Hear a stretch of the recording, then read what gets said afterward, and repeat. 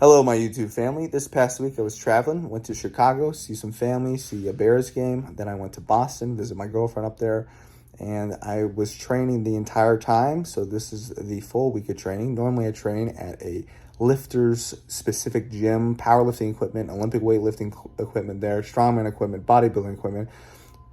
Is Power Build. It's in the Philly area. So if you're ever in the Philly area, please check it out.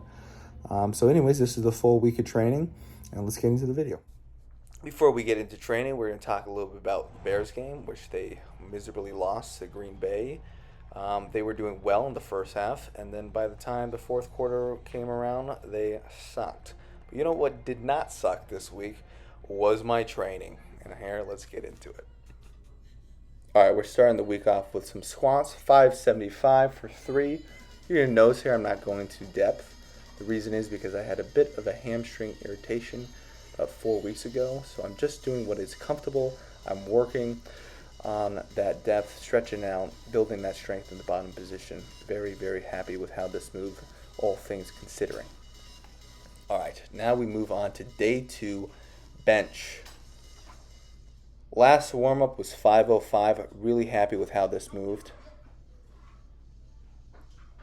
especially given the non-traditional setup. I normally have, I normally bench off a competition standard combo rack. This is, in a commercial gym, so I was very, very happy with how everything was moving. Even off a very slippery bench with a exercise mat taped to it. All right, 525, here we go.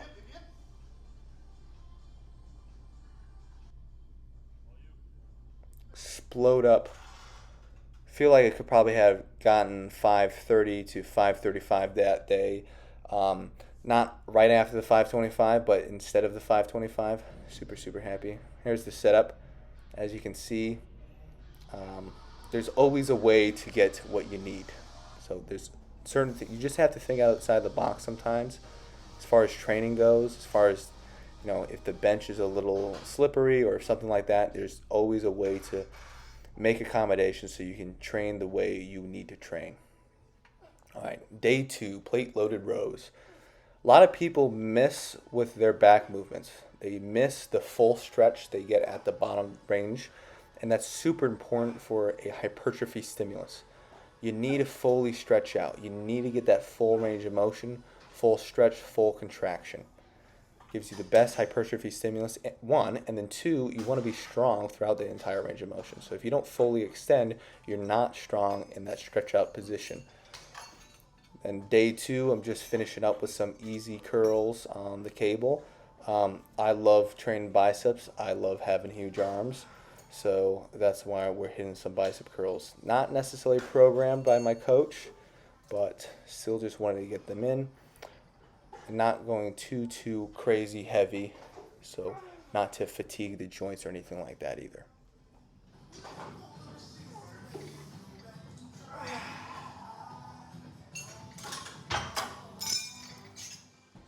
All right, moving on to day 3, the squat machine. 10 reps here. Very, very happy. And the way with how this machine moves doesn't really stress my hamstring as much. And the focus is really just on my quads. It allows me to just kind of bang it out and get that full deep stretch, unlike the barbell squat that week. Very, very happy. This is the part of the power building. This is the building phase. This is the bodybuilding. Building that muscle up. Higher reps, 10 reps, non-traditional powerlifting movement, more of a bodybuilding machine, but a bigger muscle is a stronger muscle. Day 4, move on to dumbbell shoulder presses, 110s for 8. I just got back from Boston, and I was still pretty freaking hyped.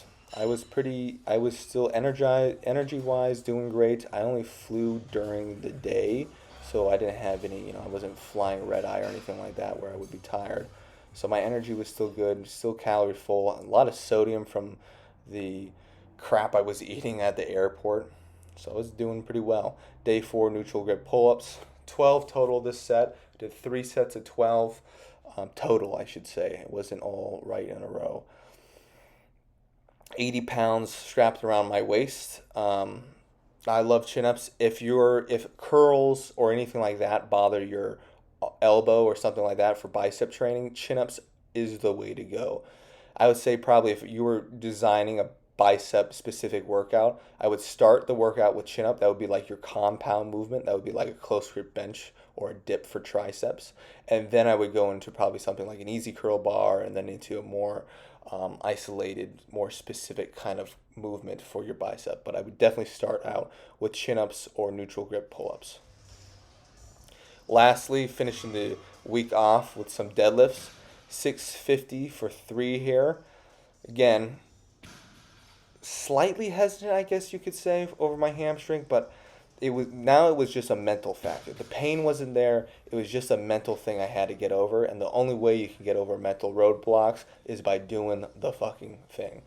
And then ended the week off with 672 for 2. After that, 650 for 3. Very, very happy. All right, see you soon.